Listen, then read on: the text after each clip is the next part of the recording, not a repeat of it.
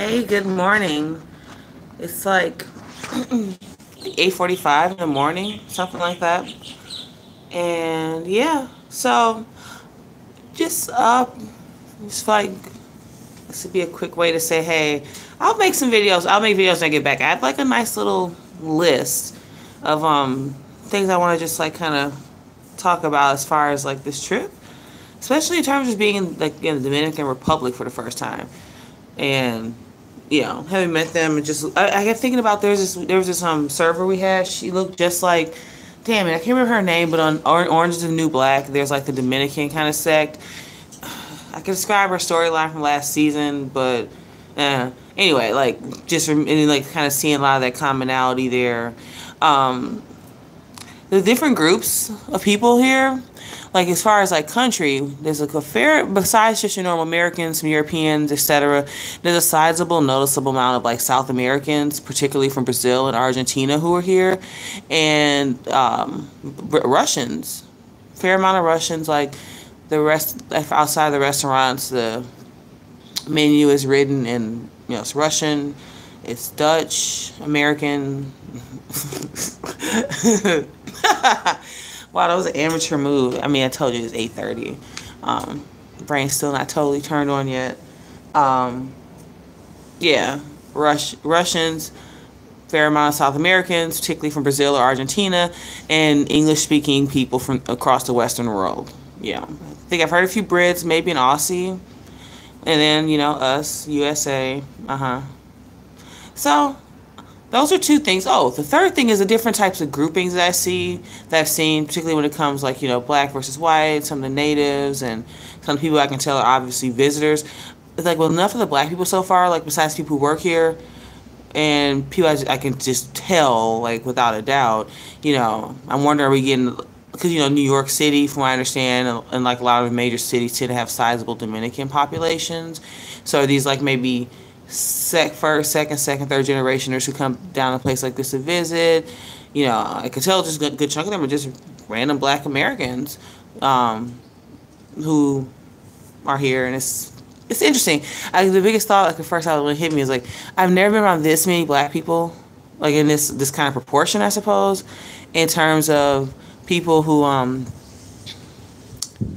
don't speak English. It's weird being, coming from like a majority minority chocolate city in the States, then all of a sudden like I'm on like an island, in this like resort, and it's like, man, everyone like, so about 75% of the black people I've encountered just one-on-one physically on this trip, like in terms of passing in the street or having to just have some exchange, they don't speak English or like fluently. There's a really cool Haitian woman working at the spa nail kind of health center of the place, real tall, real lean. Like she was just about as tall as I am, but she just like all like svelte bones. Like she's like 2 inches shorter than me. She had to weigh like she had to probably like a buck 30, just because of the height, maybe buck 20. And she had a really long, like graceful neck. It was like just so and because she's wearing this really cool I can't remember that cut, but anyway, they all have to wear these kind of certain like kind of more traditionally cut dresses, and it just looked really good on her like lean frame. We were both like, oh my god, who is that? We have to go like say hi to her and stuff. So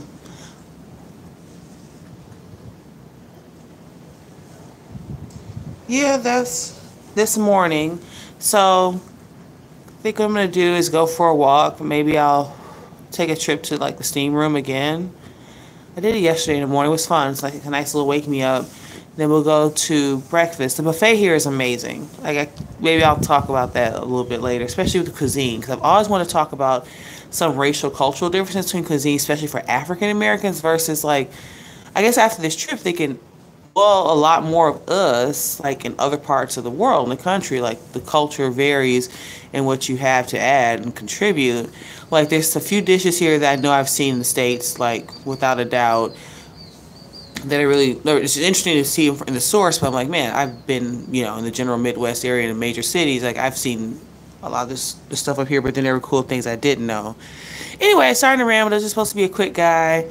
Um, you know, I thought about this. I have to write it down because I may just forget that I'm going to finish a YouTube video that I didn't finish. There's a channel called Wow Lynch Wow.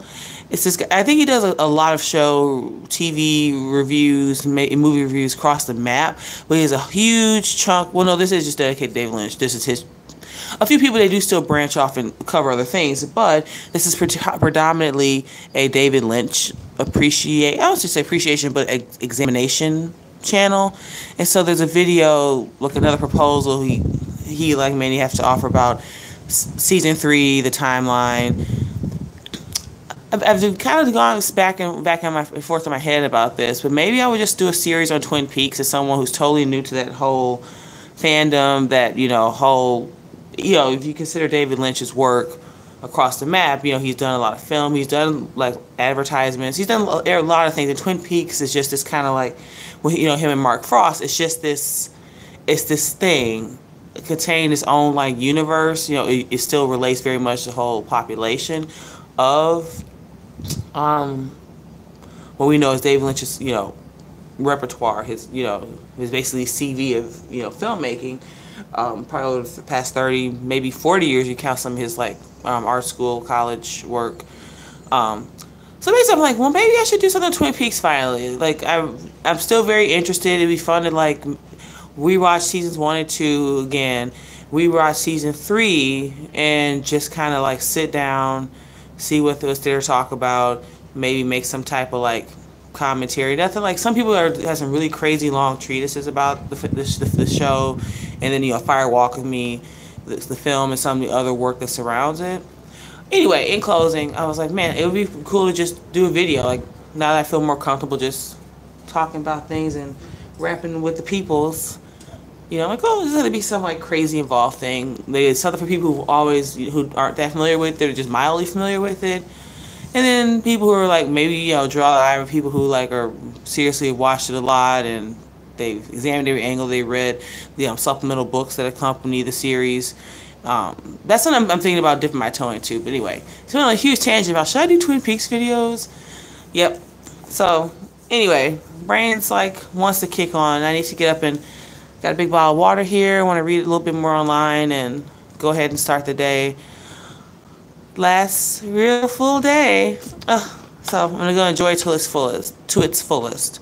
So have a good morning, and I'll catch you soon.